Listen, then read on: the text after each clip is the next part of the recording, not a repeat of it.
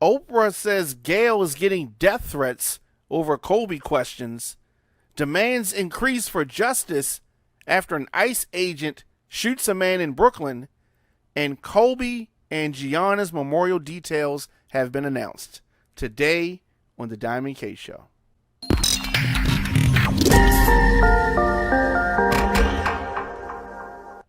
Welcome back to The Diamond K Show, episode 385. And we are here, Radio on Fire. And, you know, so many things going on. We talked about this yesterday. And I'm going to say I'm not feeling sorry for Oprah Winfrey, best friends. And some people, like myself, think maybe more. But best friends, Oprah and Gayle.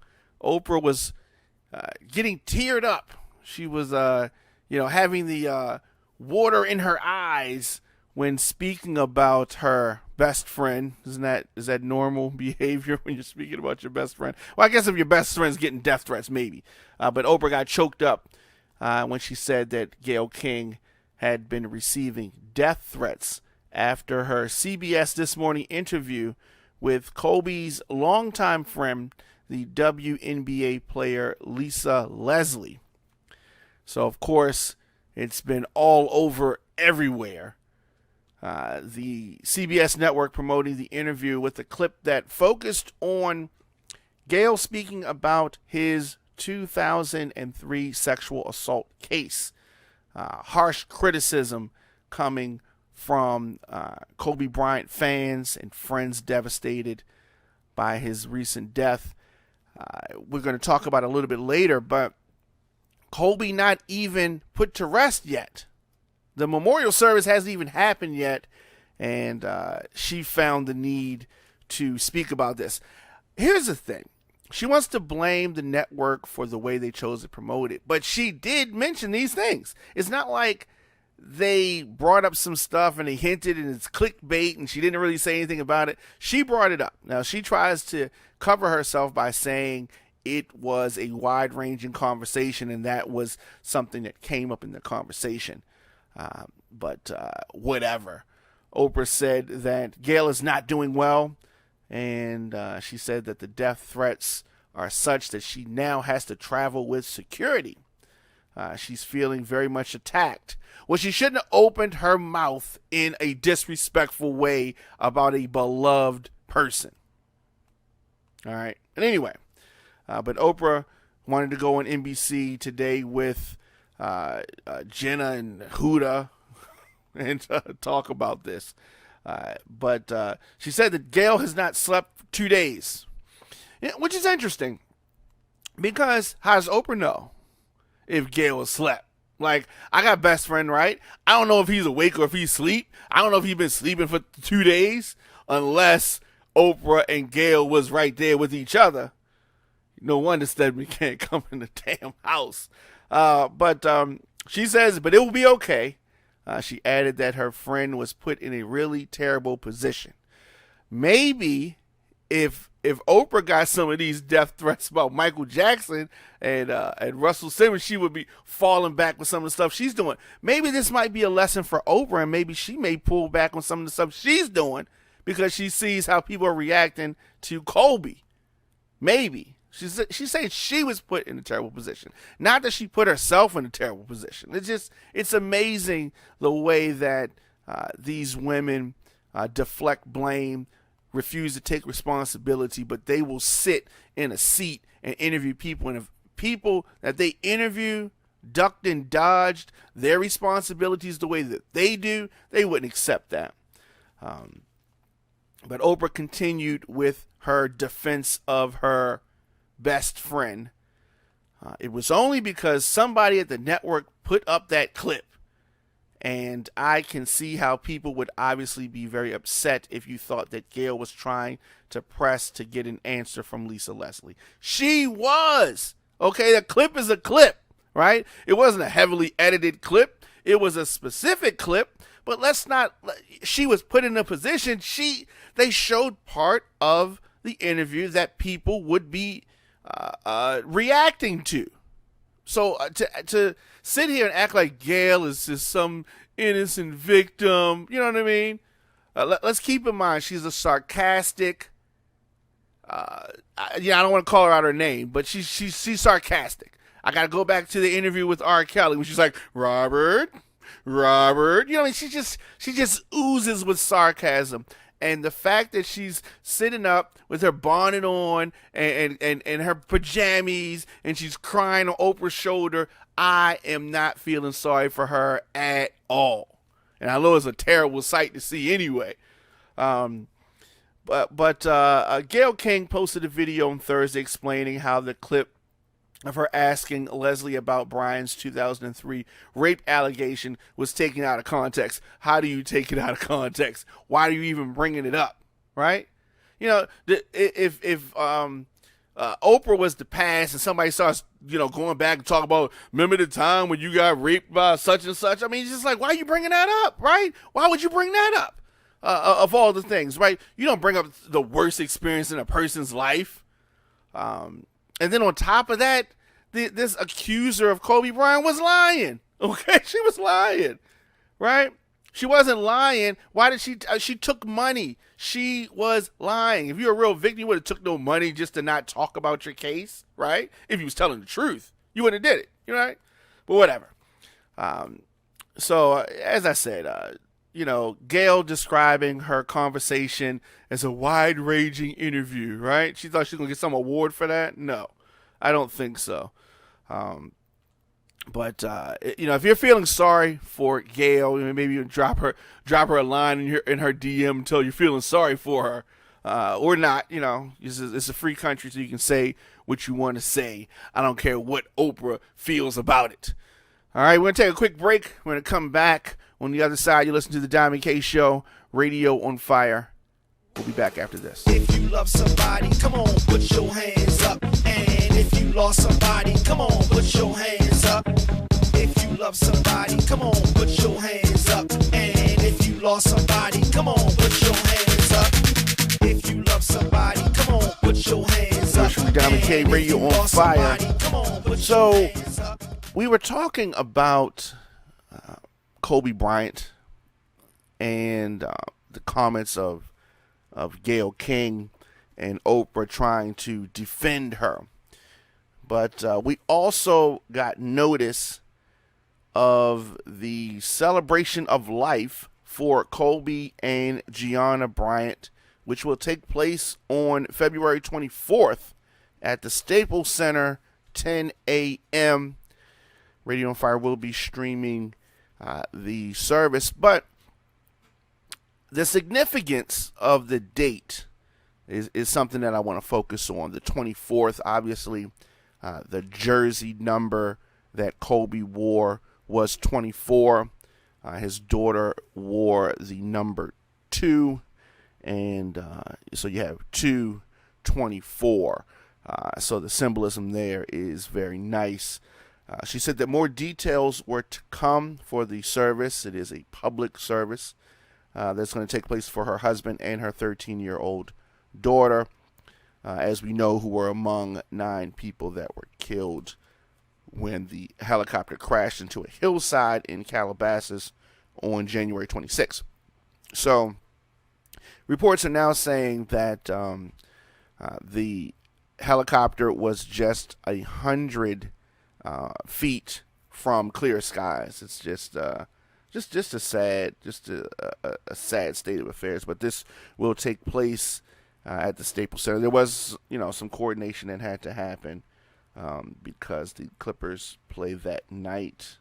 They're going to play the Memphis Grizzlies 7:30 at the Staples Center. But getting the court ready, they say it's not going to be a problem, and this is going to be a very sad, very, very sad, very emotional day for Los Angeles, the Lakers, the country, as well as you don't think about the men and women that actually work at these places to prepare it. It's going to be a lot going on, and the Lakers play the Boston Celtics on the day before at the Staples Center. And they're going to play the Pelicans the day after at the Staples Center. So it's going to be a lot going on. But we'll definitely keep you up to date on things as it relates to this and details as they are made available. You listen to the Diamond K Show, Radio on Fire. Let's take a quick break, and we're going to come back after this.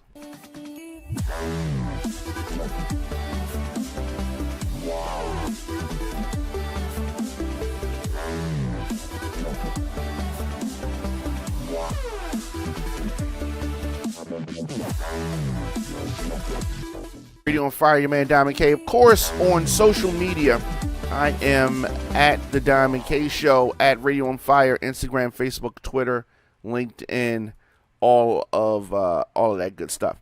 So there have been some demands for justice after ICE agents shoot a man in Brooklyn. And ICE is the police essentially, but these things can happen, and I definitely understand that. So a U.S. Immigrations and Customs Enforcement agent, aka ICE, shot a man in the face while serving a warrant earlier this week in Brooklyn. So law enforcement sources say that the man that was shot was not the suspect of the warrant. He was not the person that they were looking for. What happened is that they went in there to get one man, and they claimed that they were met with resistance. The man who they went in there to get, he was also tased, but the other person who was in the house as well, shot in the face, bullet entering his cheek and exiting his face. He is in critical condition. He's expected to live, so they're doing an investigation on that now. And it follows another shooting that happened at the hands of ICE earlier in the week. So some people are naturally and understandably, justifiably upset and have questions that they want answered. So that's what's going on there. In another bit of, is it news? Really, is it? We're going to talk about an investigation is underway. Mayoral candidate and president of the city council and a volunteer or former volunteer for another campaign here in Baltimore. So now we're going to slow walk this. Okay. Brandon Scott was punched in the face by a volunteer for the campaign of Sheila Dixon. So both gentlemen have two separate stories, have two different accounts as to what happened. Now, for her part, let's say this, Sheila Dixon has condemned the volunteer. She wants to say volunteer because she was not paying this person at all. And she said that she has severed all ties with him. And if y'all need to prosecute him, she said, do that. She don't want nothing to do with it. So, on Wednesday of this week, there was a candidate forum at the Reginald F. Lewis Museum here in Baltimore downtown.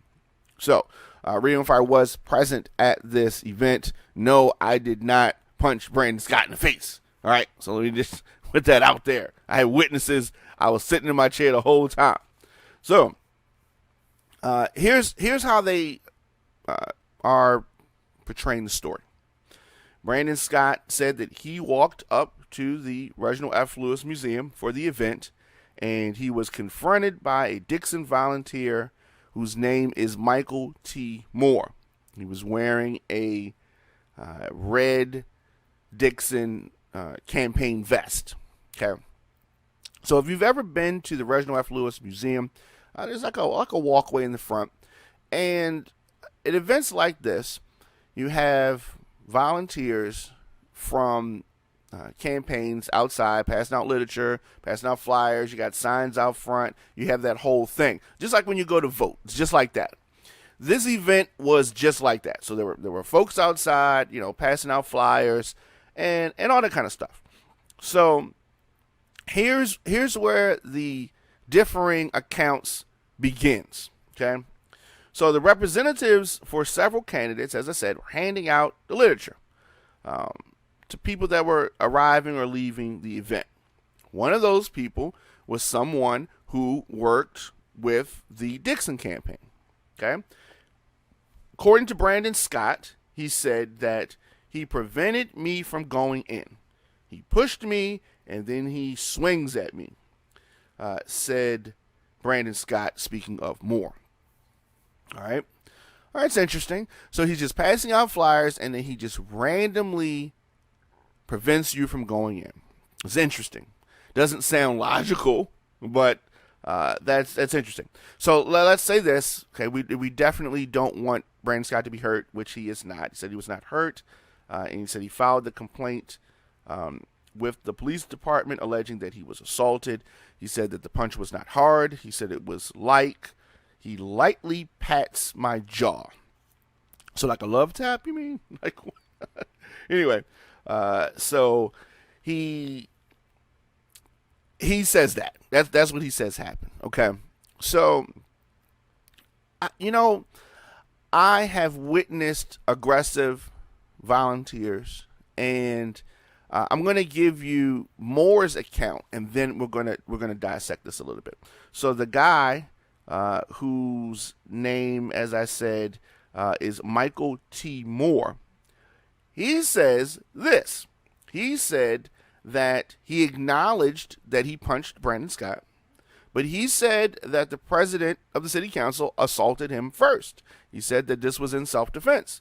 He said that Brandon came out of nowhere, and pushed me in the back, trying to get into the building. And so, yes, I punched him in self-defense after he pushed me from behind. I was standing my ground. That's what he says. Now, I'm going to say this. Full transparency. I don't agree with Brandon Scott's politics. I don't particularly care for Brandon Scott. But I don't want that to get in the way of, it sounds to me like Moore's account is what happened. He probably was passing out flyers to someone else, and Brandon Scott wanted to get past, and maybe he pushed past him, and maybe Moore overreacted, because it sounds like he overreacted, and maybe he didn't mean to punch him. Maybe he just took a swing, and it connected lightly, like Brandon Scott saying. So I think that technically what both of them are saying is the facts, but they're both putting a different spin on it. So Brandon Scott looks at it like him standing there was blocking him from getting in, so that's why he pushed him. And Moore is saying he just pushed him, and maybe he didn't realize that he was blocking Brandon Scott. So, needless to say, no one was injured, no one was hurt. I'm not sure why he filed, because he stated that he wasn't hurt. He stated that it was a light, push, a light jab. Why file an assault? Why do it? Right? That's what I want to know. Unless you're trying to get some sympathy from people, but you can't get sympathy and try to act tough. Like you just say, I'm from Park Heights and went to Maryville, And then you're filing this police report and you weren't even injured, because let's keep in mind, I was at this event. He spoke after this, right? Sheila Dixon spoke. They were they on the stage together? Yeah, they were on stage together. And, Brandon Scott didn't look like anything was wrong with him or anything like that. To me, there was no need to file a police report, But regardless, Brandon Scott, let's say this, he disputes this. He says he has a witness. Okay. He said, in no way, this is someone who works for Senator Mary Washington. She said, in no way did Brandon do anything to provoke this. So here's my thing. Okay, so Brandon Scott's just walking up, and a guy just walks up to him and punches him in the face. Right? Is that what we're expecting? Is that what we're expecting people to believe? That's foolishness. That's not what happened. That's not what happened. I mean, yes, he has a big head like Gazoo, but that doesn't mean somebody's going to walk him and just punch him in it. It's just, nobody believes that. He tried to push past him for whatever reason, and because he's a little entitled little Mervo guy, and that's what happened. And the guy overreacted. Brandon Scott overreacted. I gotta get past. I didn't win none of your little flyers. You know what I mean? That's just what happened. All right, so they're gonna throw this guy Michael T. Moore under the bus, and so a spokesman for the police says that the incident is under investigation. No police report available yet. Brandon Scott also says that he waited to call the police till after the event because he did not want to disrupt it. Okay, so Jack Young, who was not at the event, he released a statement. And he said that he is making reference to a partial video that has been circulating. And they're still calling it an altercation. So this is Jack Young, the mayor. Jack Young says, in light of the recent altercation between City Council President Brandon Scott and a volunteer of another campaign, you named him, so name the campaign. Name Sheila Dixon campaign. He has instructed the police to fully investigate this alleged assault of an elected official. All right. So what bothers me about this is that because he's an elected official, that makes it so he wasn't even hurt. So they're gonna take more resources to investigate this foolishness than they are against real situations that happen. This is gonna be a whole thing, and it is ridiculous. But like I said, it's gonna be a whole thing.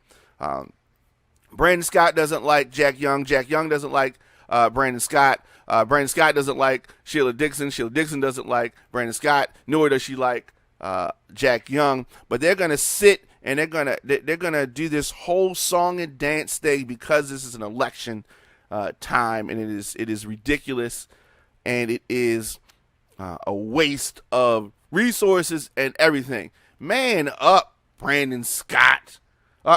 Just ridiculous. Anyway, in this time, this is Jack Young. In this time, when politics can quickly become divisive and bitter, we must always appeal to our better angels.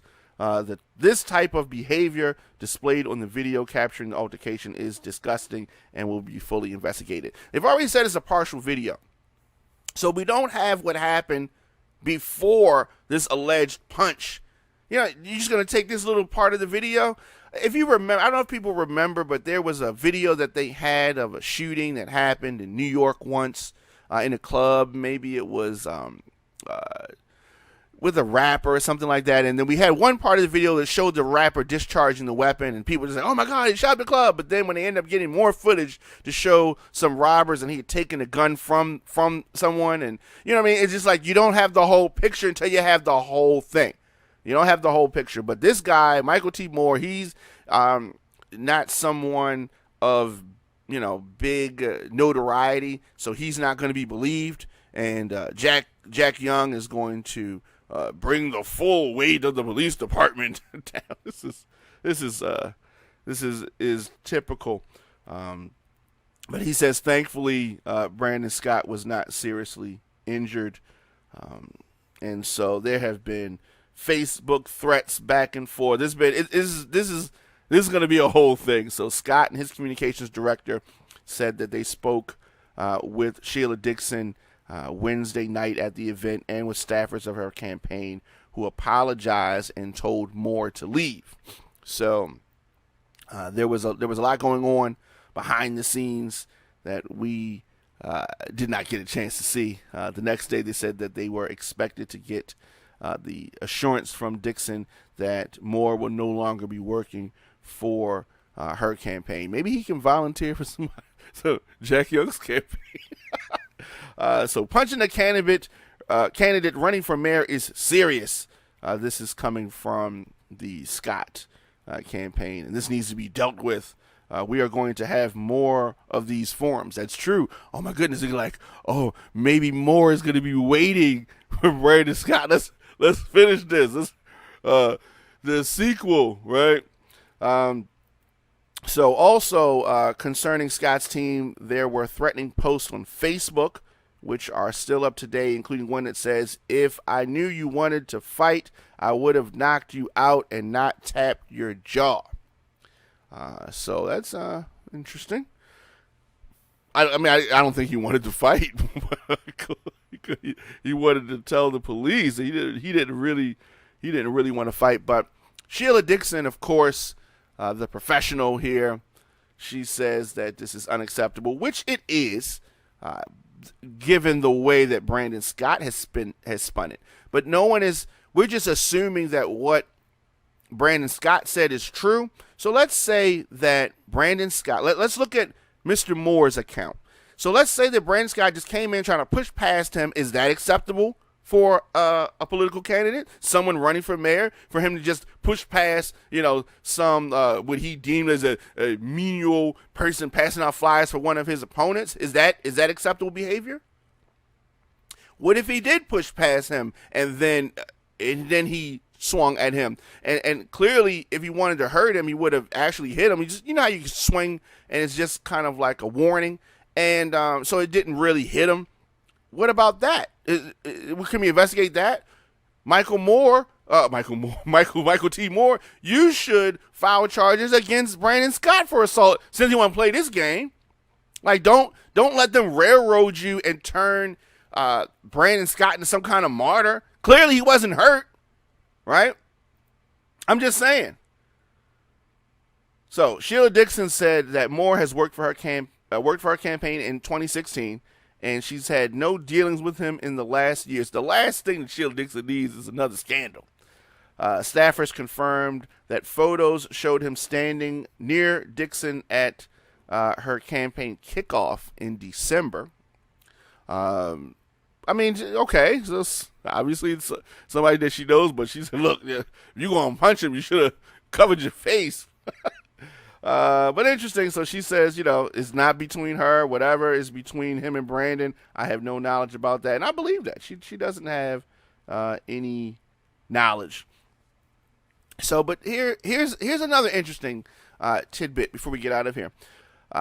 They're also saying, this is coming from the Scott campaign, that Moore came to Brandon Scott last June seeking help with his motorcycle, which he said was impounded by the police, but Scott did not help him.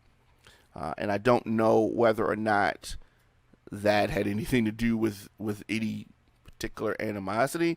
It was impounded by the police in Baltimore County, not Baltimore City, she said, and it was out of the jurisdiction of Mr. Scott.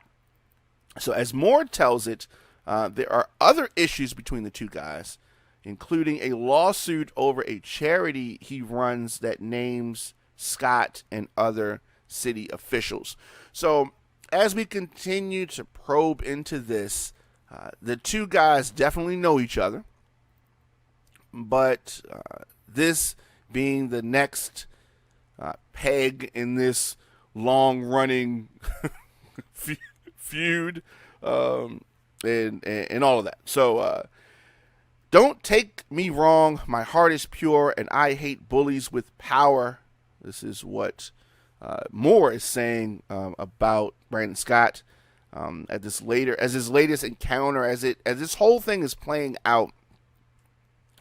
It is interesting. They're calling any witnesses that may have seen things to come forward,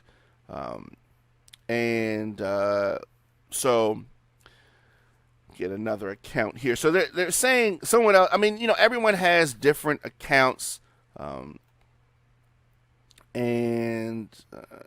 okay. As Brandon approached, this is the account. Let's get the name here. What is this person's name? Okay, so they're saying as Brandon approached, this guy pushed him pretty hard, and Scott tried, supposedly to this person, Scott tried to walk around Moore and go inside the building, but the guy blocked his way and then hit him in like the face or shoulder, he said. Then he pushed him and swung and I think hit him again. So this is even different than what Brandon Scott is saying. This is Mr. Staten. So Staten said that he grabbed Moore and pulled Scott inside. I said, "What are you thinking? You can't put your hands on him," Staten said. There were 7 or 8 people who saw it, and they were amazed. I wish I was standing right there. Y'all are so lucky I wasn't standing right there. So that is the account. But let's keep in mind that this account is coming from people who are friendly with Brandon Scott. So the truth lies somewhere in the middle of both accounts, and we'll see how that goes. So let me know your thoughts in the comment section. Instagram, Facebook, Twitter, LinkedIn, at The Diamond K Show, at Radio on Fire. Of course, are you tired of being lied to? Are you tired of the mainstream media spinning stories?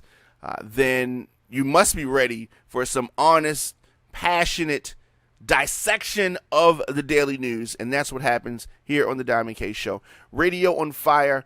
And for continued viewing of our shows, radioonfire.com/join is where you go. I will see you guys tomorrow.